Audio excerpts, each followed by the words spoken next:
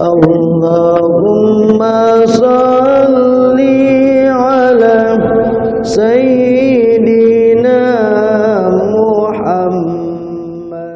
Imam Ali bin Abi Thalib menyampaikan, hari raya itu bukan berarti harus pakai baju baru, makanan enak, minuman enak. Hari raya itu adalah ketika Allah telah mengampuni dosa-dosa kita. Itu hari raya. Sayyid Muhammad bin Alawi bin Abbas Al-Maliki Al-Hasani, suatu ketika malam hari, habis pengajian, habis majelis bersama jamaah beliau terlintas ingin memakan nasi berani. Nasi dari Indonesia ini. Beliau senang, kepingin. Aduh, enak sekali makan nasi berani. Akhirnya sekitar mungkin hampir jam 12 malam, ada orang mengetuk pintu rumah beliau. Maka murid-murid beliau membuka pintu. Ternyata orang yang datang itu membawa satu nampan besar, isinya nasi berani, lengkap dengan lauk pauknya. Dikatakan, Bib, apa yang engkau harapkan tadi, yang engkau inginkan tadi, sekarang ada. Ada orang datang membawa nasi berani. Beliau ketika melihat itu bukan senang, langsung menangis. Ditanyakan, kenapa wahai Bib? Ini kan yang antum harapkan tadi sudah ada ini, makanan ini, nasi berani. Beliau katakan, andai kata tadi yang ku minta adalah Allah ampuni dosaku, doa beliau itu diijabah. Coba tadi kalau aku minta, aduh andai kata Allah mengampuni dosaku, gitu. Jadi di antara semua terkabulnya permintaan, yang paling diharapkan oleh orang-orang cerdas itu diampuni. Diampuni itu luar biasa. Ada orang datang kepada Imam Hasan Al-Bisri. Orang pertama datang, wahai Imam, saya nih hidupnya dari mulai awal, dari mulai berumah tangga sampai hari ini tuh nggak pernah aman. Ribut terus rumah tangga saya nih. Kadang-kadang saya yang cerewet, kadang saya diam, istri yang cerewet, kadang anak, pokoknya ribut rumah tangga itu, nggak pernah akur, berkelahi toh isinya. Berikanlah tips wahai Imam. Kata Imam Hasan Al-Bisri, pulanglah engkau, baca istighfar yang banyak. Datang lagi golongan yang kedua, orang yang kedua. Urusannya lain lagi nih.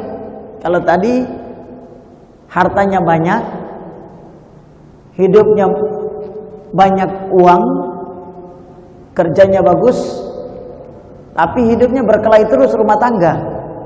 Yang berikut ini hidupnya aman, tenang, gak pernah berkelahi suami istri, akur, cuman uangnya gak ada, hidupnya miskin. Akhirnya Imam Hasan Al-Bisri juga mengatakan, ketika ditanya, wahai Imam, apa kira-kira tipsnya? Istighfar. Pulang lagi, datang lagi yang ketiga ini lebih kacau lagi nih. Wahai Imam, saya ini hidupnya uangnya banyak, tidak pernah berkelahi, kerjanya enak, ada, tapi hidup sakit-sakitan terus. Kadang saya sakit, sembuh, istri, kadang anak, masuk rumah sakit terus. Gimana Pak yang ketiga nih? Enggak ada enaknya tiga-tiga ini. Yang keempat, enggak ada keempat. 3 orang tuh yang datang. Jadi akhirnya ditanya lagi, wahai Imam, apa tipsnya? Istighfar. Ada muridnya yang melihat, wahai Syekh, ini ada 3 orang datang dengan 3 masalah yang berbeda. Kenapa obatnya satu? Memang itu obatnya. Masalah dalam hidup ini semua itu karena dosa. Karena dosa, orang tidak bahagia itu karena dosa. Orang tidak aman itu karena dosa. Orang tidak mau turun itu karena dosa juga. Iya, andai kata nggak punya masalah, dia sudah turun dari kemarin itu. Cuma karena dosanya banyak, mikir itu, aduh ini kalau turun habis ini. Dimainkan betul. Ya itu sudah. Minyak goreng naik, itu gara-gara dosa. Betul apa betul nih? Semua itu gara-gara dosa. COVID-19 itu dosa, semua dosa. Allah itu enggak zalim. Rumusnya dalam Al-Quran disebutkan, "Asobaka min hasanatin faminallah." Tidak ada yang baik-baik yang menimpa kalian, yang kalian alami, kecuali dari Allah. Jadi Allah itu cuma memberikan yang baik-baik tok. Allah tidak menghendaki yang buruk kepada kita. Allah enggak zalim. Allah selalu kasih yang baik. Dan Allah kalau kasih kebaikan kepada umat, kepada hambanya, itu tidak tunggu kita baik dulu. Kita sholat baru dikasih, enggak.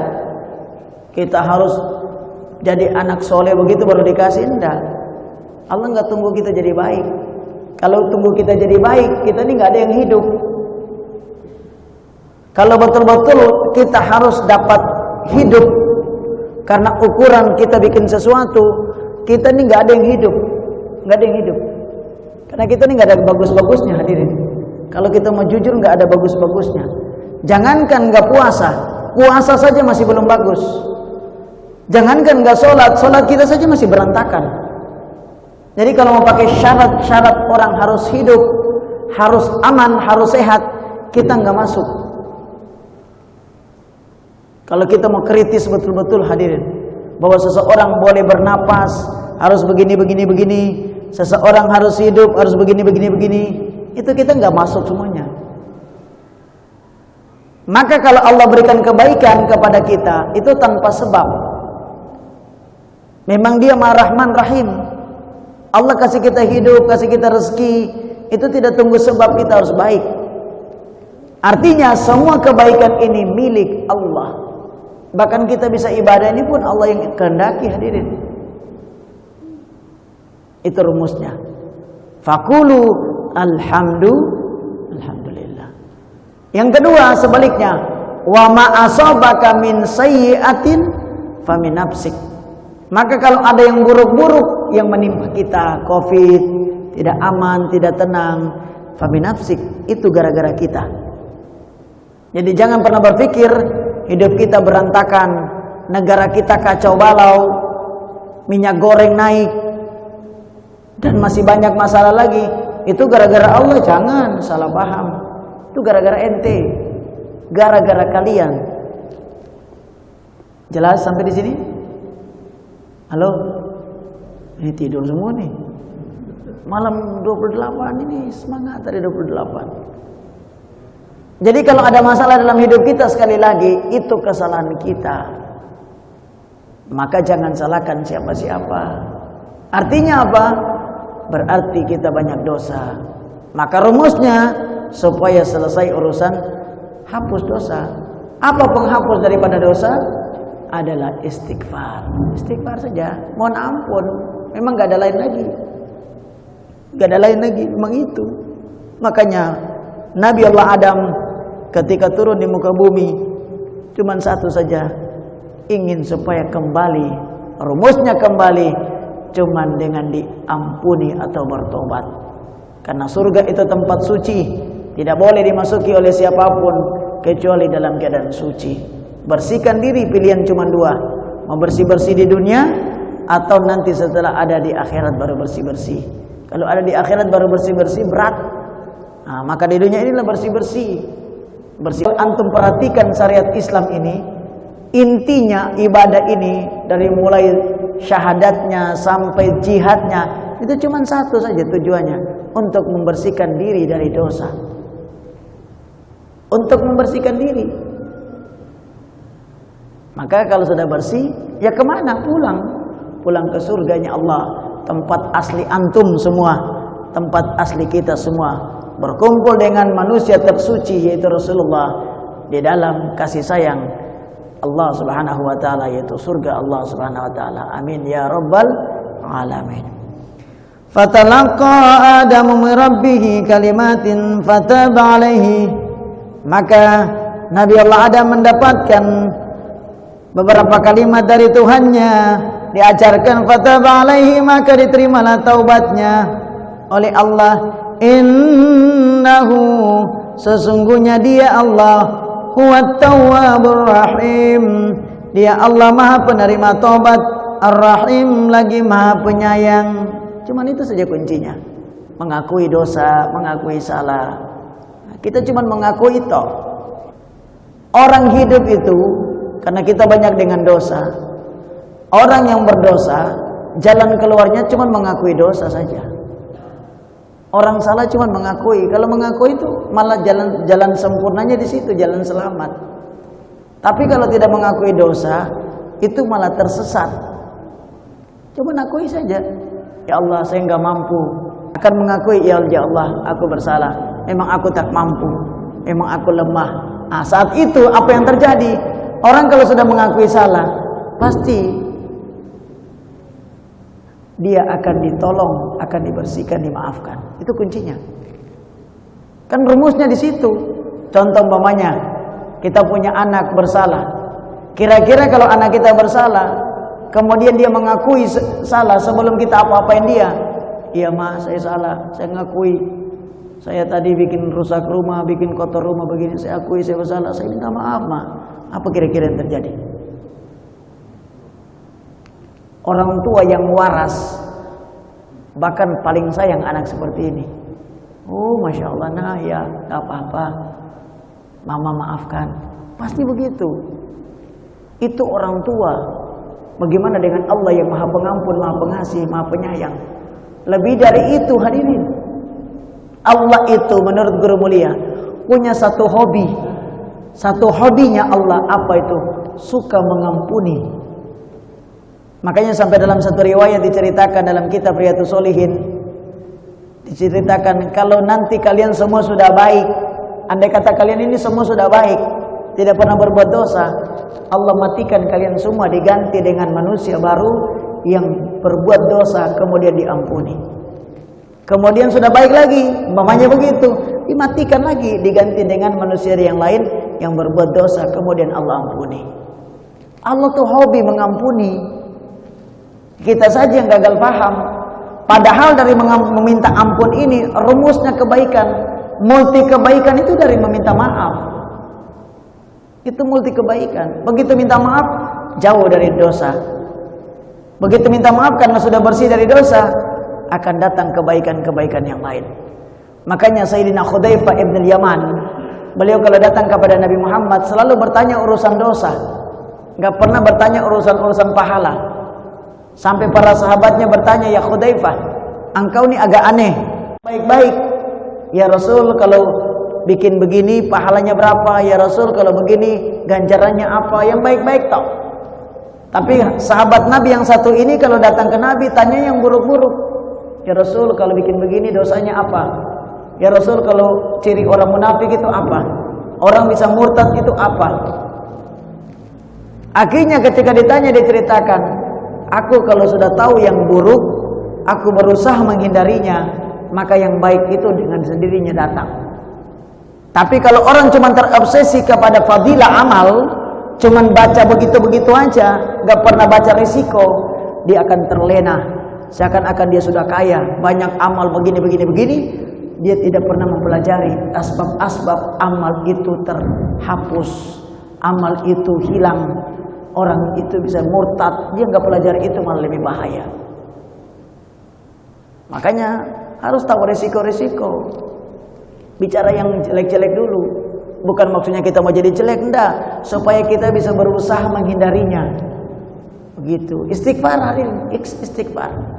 Jadi kalau orang sudah baik, ya sudah. Karena kenapa? Rumusnya yang sering saya sampaikan, la yanzilul bala illa bitunub. Tidak ada musibah itu, bala itu, kejelekan itu menghampiri kita kecuali karena dosa. Jadi dosa itu adalah pemantik. Dosa itulah yang mengundang masalah. Kalau dosa sudah nggak ada, nggak mungkin masalah itu datang. Bisa diterima itu?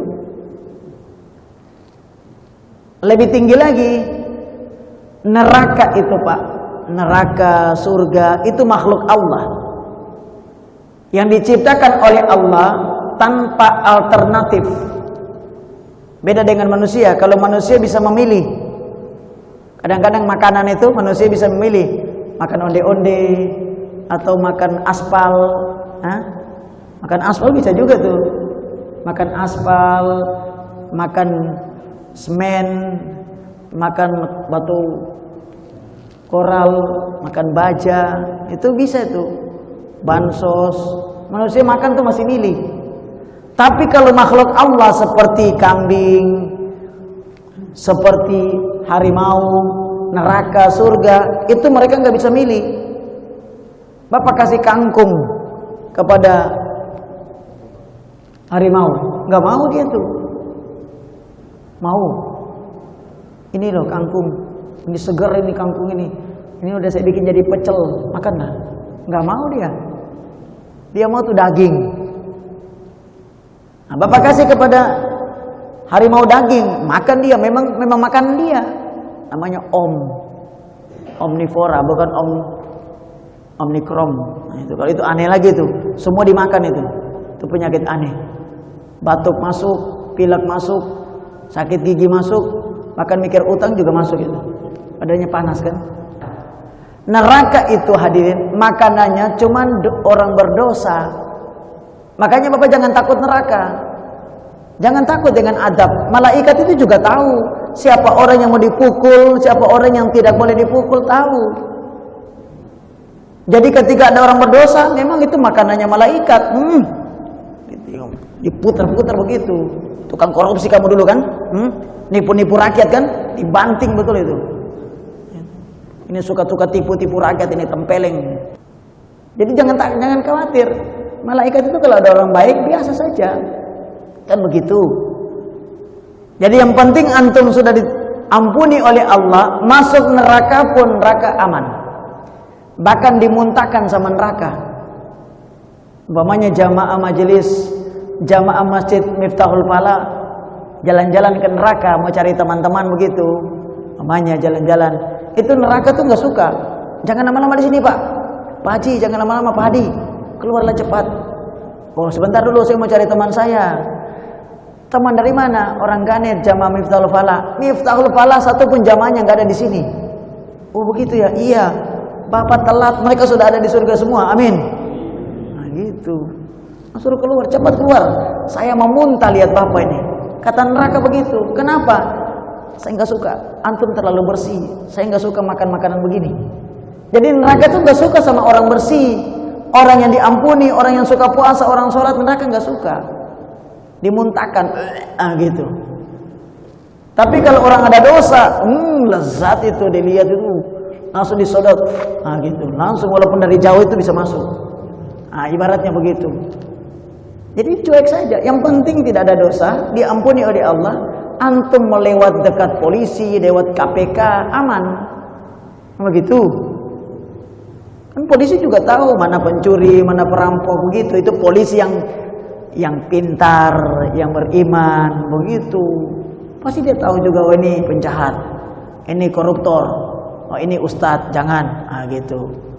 Ini kiai, ini orang soleh, begitu. Tahu. Seperti itulah neraka itu. Jadi kalau Bapak sudah diampuni oleh Allah, nggak usah khawatir.